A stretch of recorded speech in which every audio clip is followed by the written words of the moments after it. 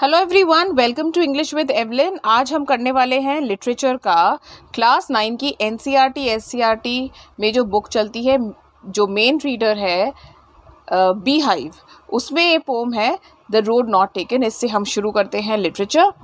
और ये आप सब जानते हैं, रॉबर्ट फ्रॉस्ट एक बहुत ही सेलिब्रेटेड पोइट थे, ठीक है। और इनका बहुत सारा वक्त न्यू इंग्लैंड में निकला है, गुजरा है, जो कि अमेरिका में है।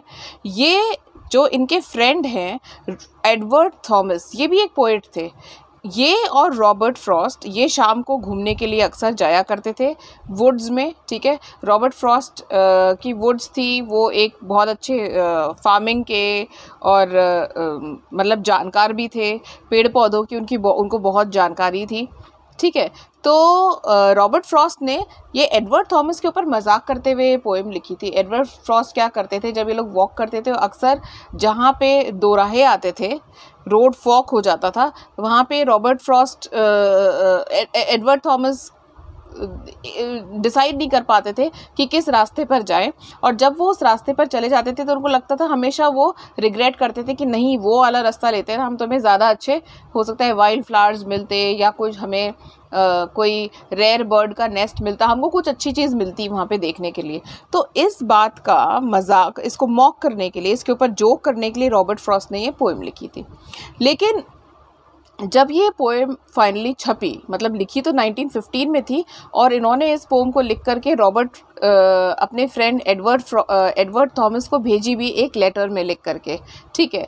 और उस वक्त वर्ल्ड वॉर 1 चल रहा था, ठीक है। और ये पोएम छपी माउंटेन, फ्रॉस्ट का एक कलेक्शन था माउंटेन इंटरवल, इसमें छपी 1916 में, ठीक है। जिस समय यूरोप में वॉर चल रहा था। अमेरिका उस समय वॉर में इन्वॉल्व नहीं था, है ना, 1 साल बाद इन्वॉल्व हुआ वॉर में। लेकिन जो उनके फ्रेंड थे एडवर्ड थॉमस, ये उस वक्त फ़ौज में भर्ती हो गए थे। तो ये पोएम मिलने के 2 महीने बाद में एडवर्ड थॉमस की वॉर में डेथ हो जाती है, he was killed, okay.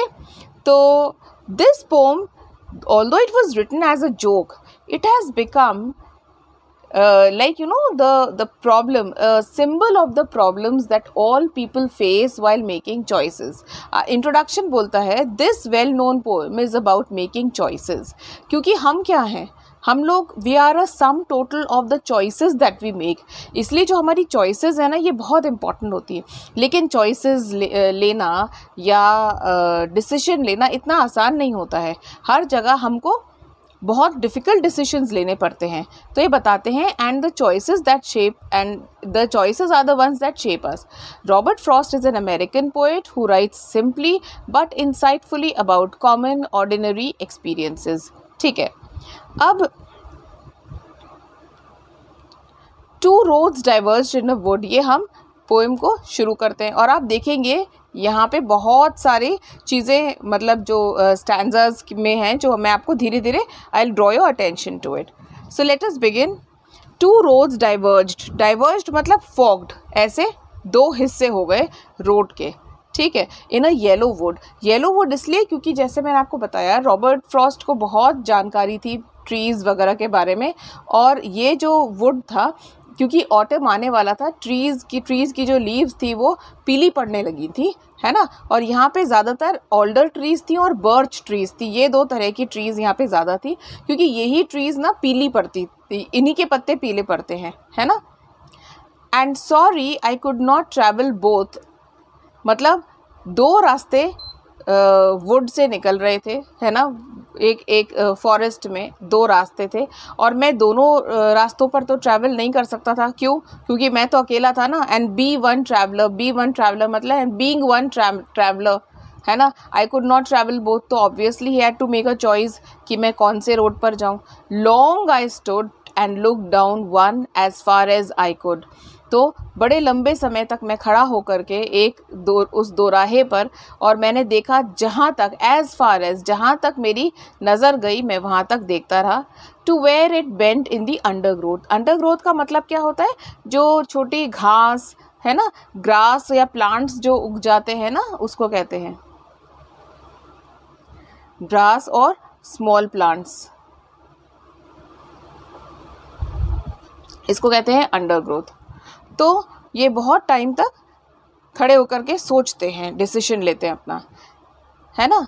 Then took the other, तो इन्होंने एक को देखा, निहारते रहे उसे बहुत टाइम तक, है ना, कि जब तक उनको उसको देखा कि कहाँ पर ये रोड जा कर के मुड़ रहा है।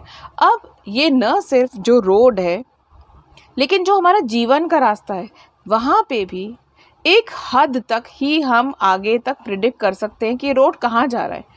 एक मोड़ के बाद तो हम रोड का नहीं बता सकते ना कि आगे कहाँ जा रहा है। तो पहले एक को एग्जामिन करते हैं। Then took the other just as fair. Fair मतलब ये भी उतना ही अट्रैक्टिव था, ये रोड भी उतना ही अट्रैक्टिव था, है ना। He took the other just as fair, equally attractive थे दोनों रोड्स, है ना। तो इसलिए ऑब्वियसली चॉइस तो मुश्किल हो जाती है ना, जब दोनों ही चॉइसेस इक्वली अट्रैक्टिव होंगी तो चॉइस मुश्किल हो जाती है। And having perhaps the better claim, और बेटर क्लेम था इसका, इस रोड का बेटर क्लेम क्यों था? Because it was grassy. Grassy से क्या पता चलता है? इट वॉज अनट्रैवल्ड, बहुत सारे लोगों ने उसके ऊपर ट्रैवल नहीं किया था, है ना। मतलब ये रास्ते पर बहुत ज़्यादा लोग नहीं चले थे, इसलिए ये कैसा था? ग्रासी था। And wanted wear, wanted wear का मतलब क्या है? उस रास्ते पर चलने की ज़रूरत थी, है ना। वांटेड का मतलब यहाँ पे वो नहीं है requirement, it wanted wearing out, it needed to be walked upon, है ना। Though as for that the passing there had worn them really about the same, लेकिन अगले ही पल ये फिर से बदल लेते हैं अपना स्टैंड, जो डिसीजन लेते हैं, क्योंकि ऐसा ही तो होता है ना, जब हम डिसीजन ले रहे होते हैं तो बहुत हमेशा ऐसा नहीं होता है कि हमने जो डिसीजन ले लिया है हम उसके ऊपर बिल्कुल कायम रहें। हम एक चीज़ पसंद करते हैं और उसके बाद में फिर से हम क्या करते हैं, पलट जाते हैं, हम कुछ और सोचते हैं। तो ये फिर से पलट जाते हैं यहाँ पे और ये बोलते हैं though as for that the passing there had worn them really about the same. तो फिर अब अगले ही पल ये बोलते हैं कि वहाँ पे जितने भी लोग आ रहे जा रहे थे, जितना भी वहाँ पे ट्रैफिक था, मतलब आने जाने वाले लोगों का चलने, वॉकवे था वो, तो ऑलमोस्ट दोनों बराबर ही दोनों के ऊपर लोग चले थे। And both that morning equally lay in leaves, no step had trodden black, और दोनों ही रोड मेरे सामने थे और उस वक्त तक कोई उन रोड्स पर चला नहीं था। कैसे पता चलता है रॉबर्ट फ्रॉस्ट को? क्योंकि वो बोलते हैं कि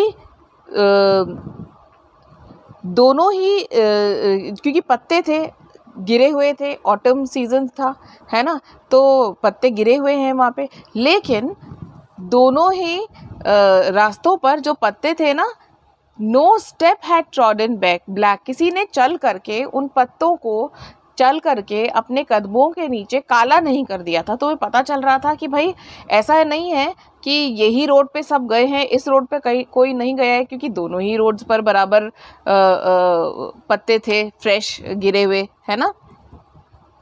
ओ I kept the first for another day, तो ये फाइनली अपनी चॉइस बना लेते हैं। ये क्या करते हैं? ये बोलते हैं कि जो पहला रोड था ना, उसको मैंने किसी और दिन के लिए रख दिया।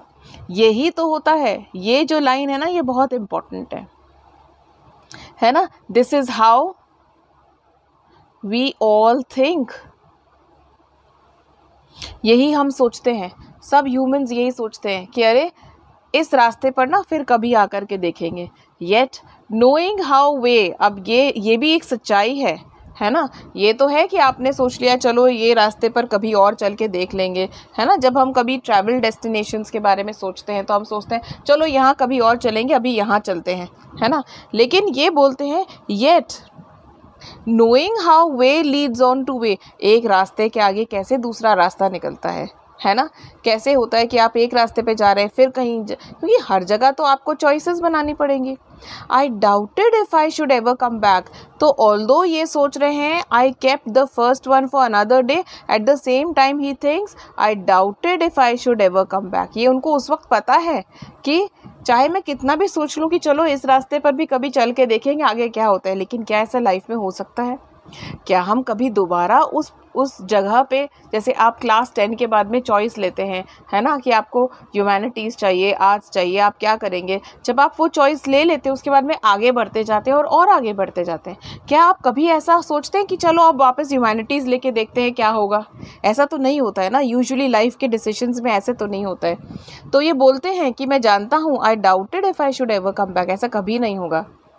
आई shall be telling this with a sigh somewhere, क्योंकि ये जो साय है ना, इसमें ये बताते हैं कि जो इनके जो फ्रेंड थे ना, ये एडवर्ड थॉमस है, ये हमेशा ऐसे ही use to regret, you know, with a sigh he use to say कि कभी चलो हम ना यहाँ ना इधर आ गए, हमको ना इस रोड पर नहीं उस रोड पर जाना चाहिए था।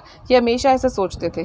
तो ये बोलते हैं, इसलिए उसी को रिपीट कर रहे हैं कि I shall be telling this with a sigh somewhere ages and ages hence, hence मतलब लेटर, है ना, या आफ्टर। टू रोड्स, तो मैं कभी बता रहा हूँगा ये किस्सा, इसमें किस सेंस का आता है? एक फेरी टेल की तरह एक सेंस आता है, जैसे हम फेरी टेल्स में बोलते हैं, है ना, लॉन्ग लॉन्ग टाइम अगो, उसी तरह से बोलते हैं somewhere ages and ages hence. Two roads diverged in a wood, two roads diverged, diverged का मतलब है forked, two roads forked in a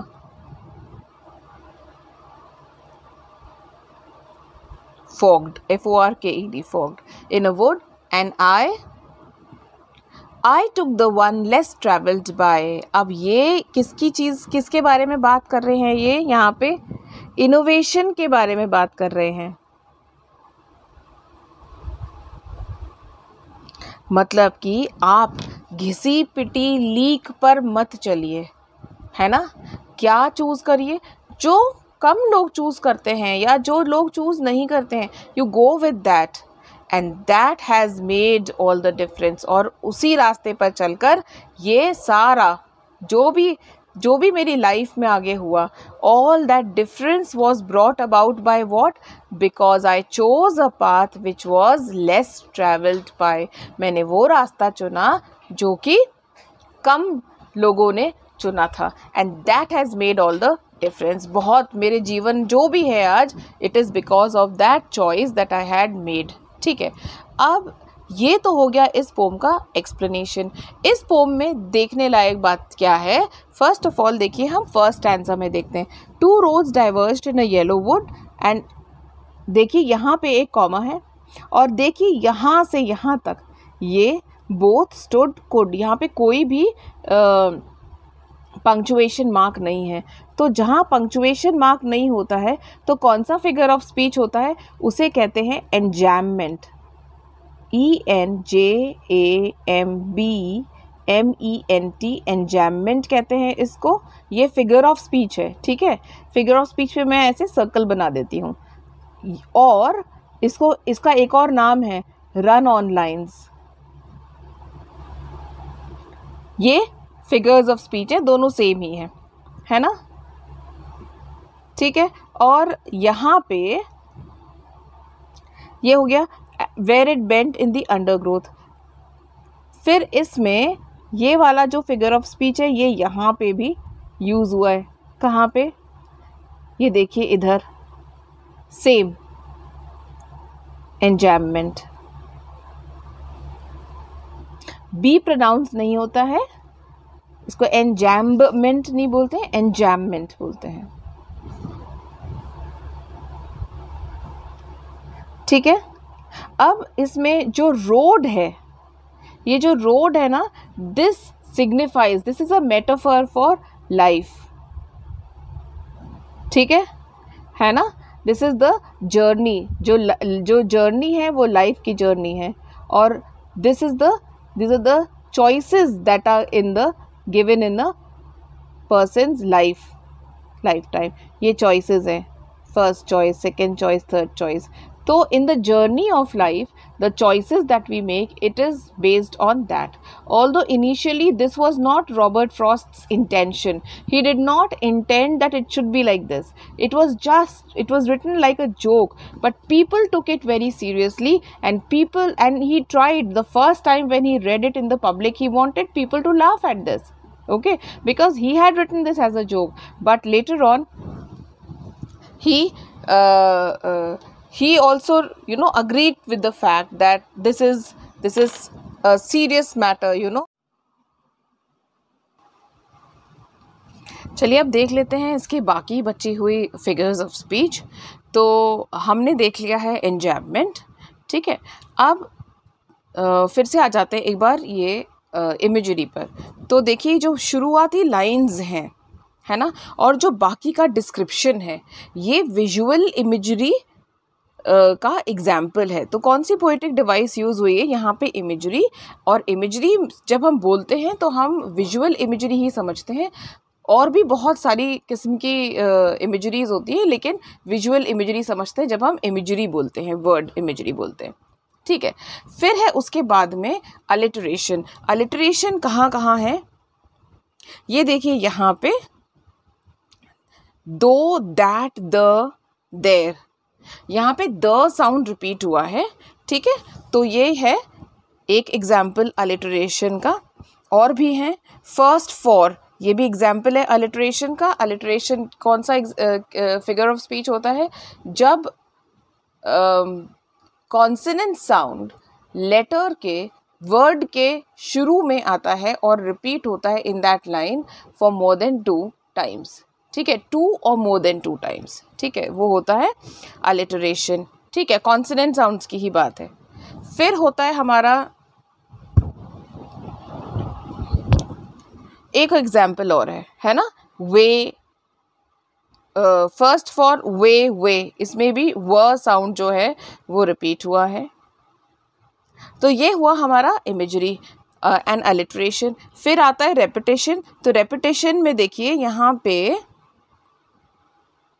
edges and edges, ये रिपीट हुआ है, एजेस एंड एजेस। ये एम्फसाइज करने के लिए बहुत वक्त बाद में, बहुत वक्त बाद में, not any time soon in future, near future में नहीं, बहुत टाइम बाद में। तो इसलिए एजेस एंड एजेस हेंस बोला गया है यहाँ पर।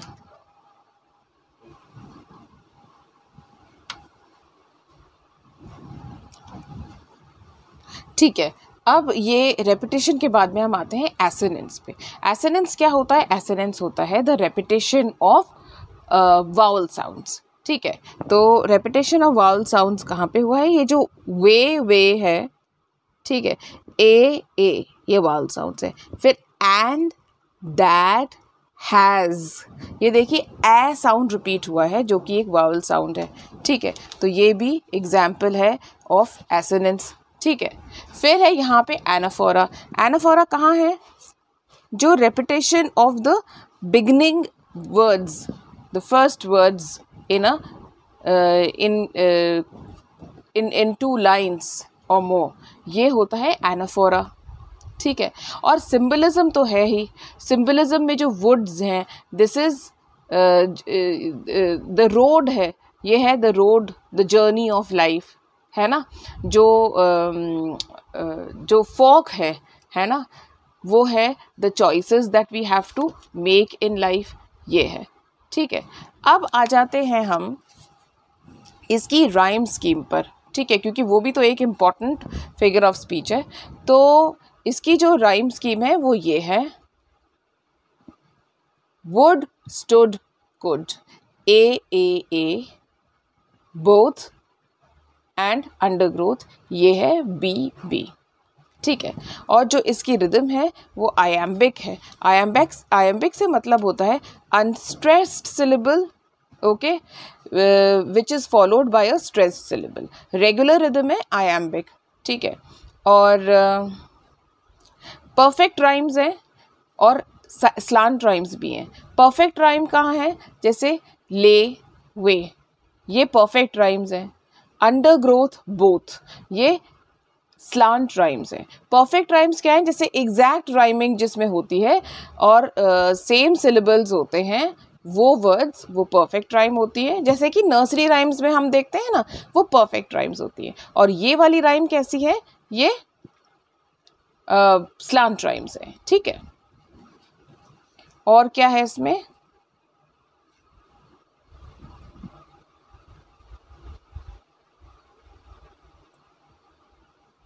और इसके स्ट्रक्चर के बारे में ये सारा कुछ हो गया है।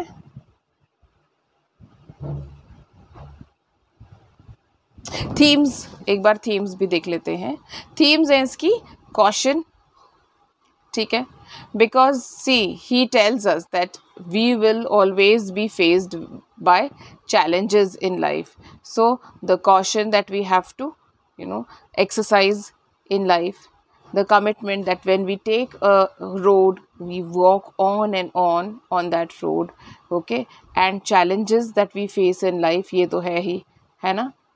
अच्छा, रॉबर्ट ग्रे के बारे में जो इम्पोर्टेंट इन्फॉर्मेशन और जो मुझे ऐड करनी है इसमें वो ये है कि he was the poet laureate of Vermont for a long time, okay, and this is his date of birth. This is his 29th January 1963 is where he is when he died in Boston at the age of 88, okay, and his poems were published in both England as well as in America, okay, and he was a celebrated poet. So I think this about all, it's like covers everything so far in this poem, and thank you for watching. Okay, if there's any doubt, do let me know in the comment section and I'll repeat that for you. Okay, until then, thank you. Study well, prepare well. Bye bye.